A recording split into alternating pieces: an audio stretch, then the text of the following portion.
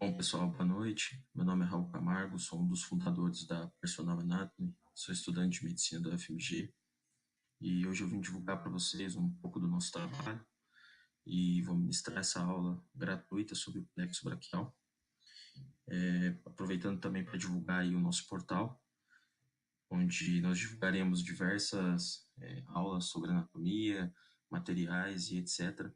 Só que esses conteúdos vão ser exclusivos para os assinantes, né? Nós também vamos ministrar aulas práticas presenciais em cadáver fresco, aqui na cidade de Belo Horizonte, no laboratório de anatomia da Faculdade de Medicina da UFMG. Bom, hoje, aproveitando então a divulgação dessa aula gratuita sobre o plexo braquial, vou iniciar aqui para vocês. Montei uma apresentação para tornar as coisas um pouco mais fáceis. Então, uma breve introdução. O plexo braquial ele é uma importante estrutura anatômica, né, que vai suprir aí os músculos do membro superior e vai garantir também a sensibilidade de certas regiões da pele. Ele é formado pelas raízes anteriores de C5 até T1. Tem um método interessante para gravar essa formação das raízes, que a palavra plexo ela tem 5 letras, ou seja, ela vai começar ali de C5, mais 5, eu vou ter C5, C6, C7, C8 e T1. É uma maneira de gravar. O plexo ele tem variações anatômicas, tem dois tipos, o pré-fixado e o pós-fixado. Lembrando que nesse último, aquele que começa de C6 e vai até T2, ele pode cursar aí com a síndrome do desfiladeiro torácico, visto que a primeira costela pode acabar comprimindo estruturas do plexo e cursando com sintomas específicos dessa síndrome, que nós não iremos abordá-la agora. A saída do plexo vai ocorrer das raízes, né, do plexo, ela vai ocorrer entre o músculo escaleno médio e o músculo escaleno anterior, junto com a artéria subclave, é uma região do pescoço, e é possível ver a saída do plexo. Ele vai ser formado, então, por 5 raízes, que, como eu já disse, são as raízes de C5 até T1, 3 troncos, o tronco superior, o tronco médio e o tronco inferior, com as suas respectivas divisões, as divisões anteriores e posteriores, e 3 fascículos, o fascículo lateral, medial e o fascículo posterior. O plexo ele tem alguns ramos terminais, são 5 ramos terminais. Nós utilizamos esse mnemônico MARMU para poder gravar e tornar mais fácil a memorização de quais são os ramos terminais e diversos ramos laterais. Aqui uma imagem do plexo em vivo, mostrando aí a saída de alguns nervos, alguns músculos. As pessoas acreditam ser um conteúdo difícil de ser ministrado e por isso nós vamos tentar simplificar aí para facilitar o entendimento. Essa imagem ela vai aparecer diversas vezes, porque ela é fundamental para o entendimento do plexo braquial. Aqui, estou mostrando as 5 raízes do plexo, de C5 até T1, formando os troncos, o tronco superior, o tronco médio, o tronco inferior, com as suas respectivas divisões anteriores e posteriores, e depois formando os fascículos, que vão ter a saída dos ramos terminais, que é o marmu, que vocês já vão entender o que significa, e diversos ramos laterais aqui, como nós podemos ver. Então, como é formado esses troncos? A parte inferior do pescoço ela vai ter a formação dos 3 troncos. O tronco superior ele vai ser formado pelas raízes anteriores de C5 e C6. O tronco médio ele vai ser formado pela raiz anterior de C7 e o tronco inferior ele vai ser formado pelas raízes anteriores de C8 e T1.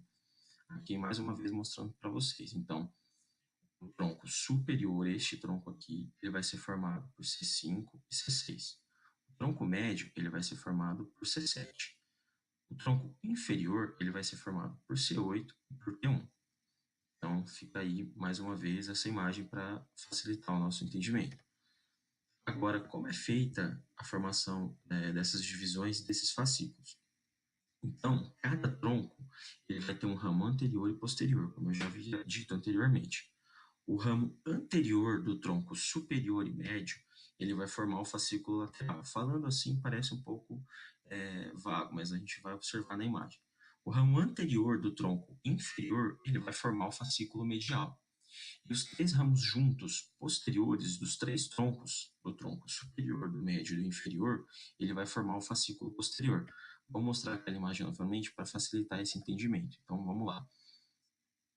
O fascículo lateral, ele vai ser formado, então, por essa divisão anterior do tronco superior e pela divisão anterior do tronco médio. Então, de novo, divisão anterior do tronco superior, divisão anterior do tronco médio, formando o fascículo lateral. Agora, o fascículo medial ele vai ser formado pelo ramo anterior do tronco inferior, que é esse ramo aqui, formando o fascículo medial. Agora, o fascículo posterior ele vai ser formado pelos 3 ramos posteriores dos troncos, ou seja, esse ramo posterior do tronco superior, esse ramo posterior do tronco médio e esse ramo posterior do tronco inferior. Essa divisão dos fascículos, ela se chama de lateral, medial e posterior, é com relação à artéria axilar, principalmente a segunda porção, aquela porção que vai ter a origem da artéria toracocromial, enviando aqueles 4 ramos, que também não vem ao caso nessa aula. Mas, por esse motivo, aqui nós podemos ver o fascículo lateral, o fascículo medial e o fascículo posterior, que está posterior a essa artéria. Só para explicar o porquê do nome desses fascículos. Então, dando continuidade, nós temos aí os ramos supraclaviculares do plexo braquial. Eles são 4 ramos. Nós temos o nervo dorsal da escápula, o nervo torácico longo, o nervo subclávio e o nervo supraescapular. Novamente, eu vou mostrar ele na imagem para vocês. Falando um pouco sobre cada um deles, o nervo dorsal da escápula, ele vai fazer o seguinte caminho para chegar nos músculos que ele vai inervar. Ele vai perfurar o músculo escaleno médio, ele vai correr profundamente ao músculo levantador da escápula e vai entrar nos músculos romboides. São músculos dorsais que estão ali abaixo do trapézio. Vai, portanto, suprir esses músculos. O nervo torácico longo, ele vai passar pelo ápice da axila. A axila ela é dividida em certas regiões. Esse ápice ele vai ter o canal cérvico-axilar e ele vai passar também posterior aos outros componentes do plexo, suprindo o músculo serrátil anterior. Ele é um importante músculo para manter a escápula ligada ali na caixa torácica, evitar aquela escápula alada, etc. O nervo subclávio ele vai descer posterior à clavícula, porém anterior ao plexo braquial, e vai suprir o músculo subclávio. É um músculo que está ali na região inferior da clavícula, também tem importância aí de proteger essas estruturas do plexo. O nervo supraescapular ele vai suprir os músculos supra e infraespinhal, são músculos aí do manguito rotador. E o caminho que ele percorre para chegar nesses músculos é o seguinte: ele vai passar lateralmente pelo trígono posterior do pescoço, acima do plexo, através da incisura escapular. Essa incisura escapular é importante porque na parte superior dela vai ter aquele ligamento transverso superior da escápula. O nervo supraescapular passa por dentro da incisura. Agora, a artéria e a veia subescapular, elas não passam. Isso é uma pegadinha interessante que existe na anatomia. E lembrando que o nervo supraescapular, ele vai ser também responsável por inervar a cápsula articular do ombro. Então, aqui a gente vai falar dos ramos supraclaviculares. Aqui nós temos o nervo dorsal da escápula, como eu havia comentado. Ele vai suprir ali os músculos romboides. Aqui saindo dessa porção, nós temos o supraescapular, que vai inervar o músculo supra e infraespinhal. Aqui nós temos o nervo para o subclávio, que vai inervar o músculo subclávio. E aqui, saindo dessa região, recebendo aí fibras também de C6, de C7, nós vamos ter aí o nervo torácico longo, que vai ser responsável pela inervação do músculo serrátil anterior. Então, aqui, agora nós vamos falar dos ramos infraclaviculares. Nós vamos ter que dividi-los em os ramos que saem do fascículo lateral, do fascículo posterior e do fascículo medial. No fascículo lateral, nós vamos ter um ramo lateral e 2 ramos terminais. Os ramos terminais vão ser do marmul, vão ser o músculo cutâneo e o nervo mediano. Esse nervo é interessante porque ele vai trazer para nós aí os 5 ramos terminais. Então, nós temos primeiro o músculo cutâneo, o nervo axilar, o nervo radial, o nervo mediano e o nervo ulnar. Dos ramos laterais do fascículo lateral, nós vamos ter o nervo peitoral lateral, que vai suprir o músculo peitoral maior. Ele acaba também enviando um ramo aí para o nervo peitoral medial, que vai inervar o músculo peitoral menor. E ele vai perfurar, na verdade, a fáscia clave peitoral para atingir esse músculo, o peitoral maior. O nervo músculo cutâneo, como o próprio nome diz, ele vai ter Dando continuidade à apresentação, então, agora nós estamos falando dos ramos infraclaviculares do fascículo lateral. Aqui nós temos o nervo músculo cutâneo, então, como o próprio nome diz, ele vai ter a função de inervar certos músculos, que eu já vou falar quais são, e também vai ter uma função cutânea, devido à sua continuidade ali no antebraço. Então, esse nervo músculo cutâneo, perdão, ele vai suprir o músculo bíceps braquial, o córaco braquial e o braquial. Ou seja, ele vai suprir os músculos aí que estão na região anterior do braço. O caminho que ele percorre até chegar nesses músculos é o seguinte: ele perfura o músculo córaco braquial, depois ele vai passar entre o músculo bíceps braquial e o córaco braquial. Lá na região do antebraço, ele vai continuar com um nervo cutâneo, que é chamado cutâneo lateral do antebraço. Temos também o nervo mediano. O nervo mediano também sai do fascículo lateral. Ele vai se originar das raízes lateral e medial, proveniente dos fascículos lateral e medial do plexo. Ele vai acabar aí suprindo os músculos flexores do antebraço, parte cutânea da mão e dos músculos intrínsecos da mão também. A imagem vai facilitar para a gente entender. Então, aqui nós temos o seguinte: nós vamos ter os músculos agora, os nervos, aliás, infraclaviculares. Começando então com o nervo peitoral lateral, ele saindo aqui do fascículo lateral, como eu já havia dito. Depois, saindo também do fascículo lateral, nós temos esse nervo que é o músculo cutâneo, certo? Depois nós vamos ter aí o nervo mediano, que é aquele nervo que eu comentei com vocês, que ele vai ser formado por essa divisão aqui, por esse ramo, na verdade, do ramo lateral e esse ramo do ramo medial, que vai formar o mediano. Agora, nós vamos falar sobre as estruturas que saem do fascículo medial. São 3 ramos laterais e 2 ramos terminais. Os ramos terminais, com aquele nosso mnemônico, também vai ser o nervo mediano e o nervo ulnar. O nervo peitoral medial, ele vai ser um ramo lateral, ele vai passar através do músculo peitoral menor, que vai suprir ele também. Apesar dele ter esse nome, peitoral medial, ele só é chamado assim por conta da saída do fascículo medial, porque na verdade ele está localizado lateralmente ao nervo peitoral lateral. O nervo cutâneo medial do braço também é um ramo lateral, e ele vai suprir a pele no lado medial do braço e a parte superior do antebraço. O nervo cutâneo medial do antebraço também é um ramo lateral do fascículo medial. Ele é chamado dos nervos dos touros, porque ele é muito confundido com o nervo ulnar. Ele vai suprir a pele no lado medial do antebraço, e uma referência anatômica importante dele é que ele corre entre a artéria e a veia axilar. O nervo ulnar, juntamente com o nervo mediano, são os ramos terminais do fascículo medial. Esse primeiro nervo, ele vai percorrer o braço sem se ramificar e vai atingir o antebraço. Ele vai suprir todo o músculo flexor ulnar do carpo e parte ulnar do flexor profundo dos dedos. E além disso, ele vai acabar também suprindo a maioria dos músculos intrínsecos da mão. O nervo mediano, ele já foi descrito anteriormente, através da saída aqui do fascículo lateral, certo? Ele vai acabar fazendo aí o suprimento dos flexores do antebraço, parte cutânea da mão e de alguns músculos intrínsecos da mão. E mostrando então os ramos que vão sair desse fascículo medial, que é esse fascículo aqui de baixo, nós temos o seguinte: nós vamos ter o nervo peitoral medial saindo aqui, como eu já havia dito anteriormente. Aqui nós vamos ter o nervo cutâneo medial do antebraço e aqui o nervo medial do braço. E depois saindo o nervo ulnar. Desse fascículo medial, nós não podemos esquecer que ele vai enviar um ramo juntamente com o fascículo lateral para formar o nervo mediano. Por isso que o nervo mediano ele é considerado um ramo terminal tanto do fascículo lateral como do fascículo medial. Isso é muito importante para ser gravado.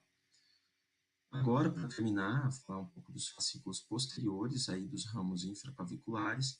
Também nós vamos ter 3 ramos laterais e 2 ramos terminais. Esses ramos terminais eles vão ser o nervo axilar e o nervo radial. Eles vão ser responsáveis aí pela parte nervosa da região posterior do braço e antebraço, como eu vou falar daqui a pouquinho.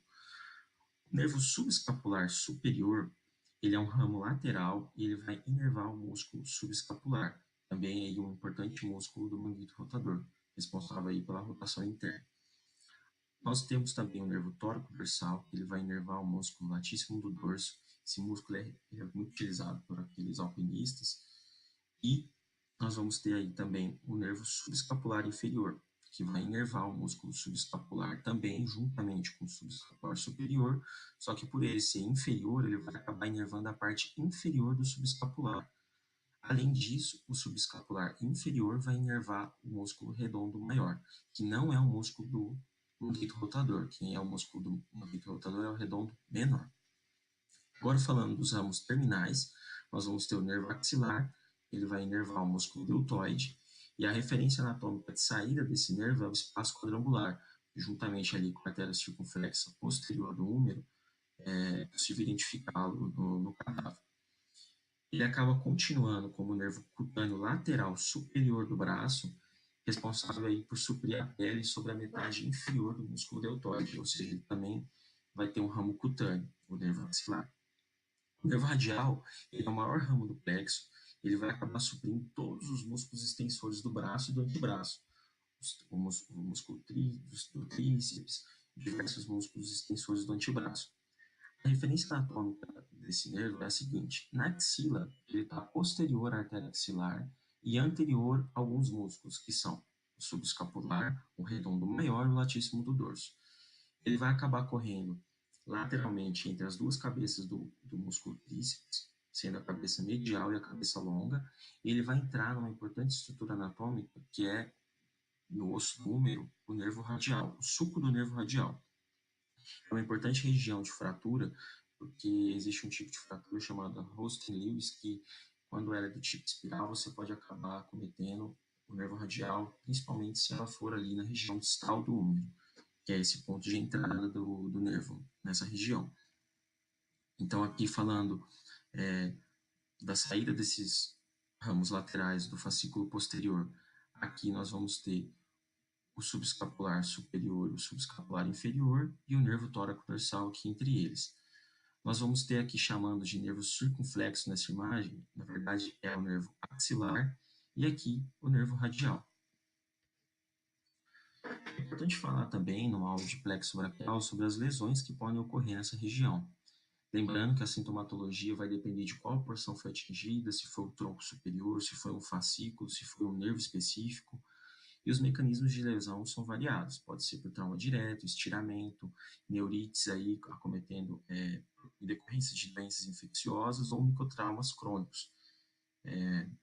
Tem certos relatos de pessoas que carregam mochilas durante muito tempo, os andarilhos, etc. Eles podem ter microtraumas crônicos aí no plexo braquial. Qual que vai ser o resultado dessas lesões? Ela pode cursar com paralisia e anestesia e as variações da sua intensidade, né? As lesões do plexo braquial da parte superior são as mais comuns.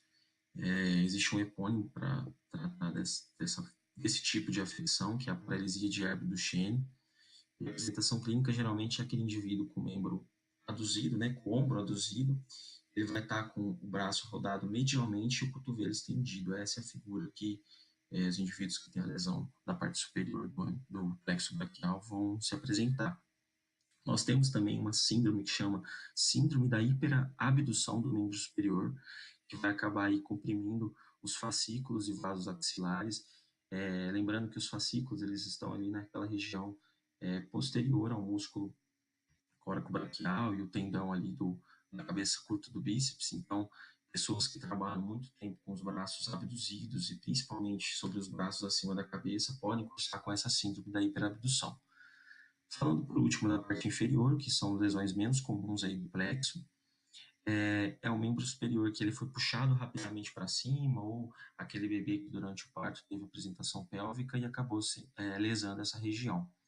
É interessante que essa parte superior do plexo, ela pode ser lesada também naqueles indivíduos, naqueles bebês que você tem, na verdade, uma falsa impressão de que o plexo foi lesado.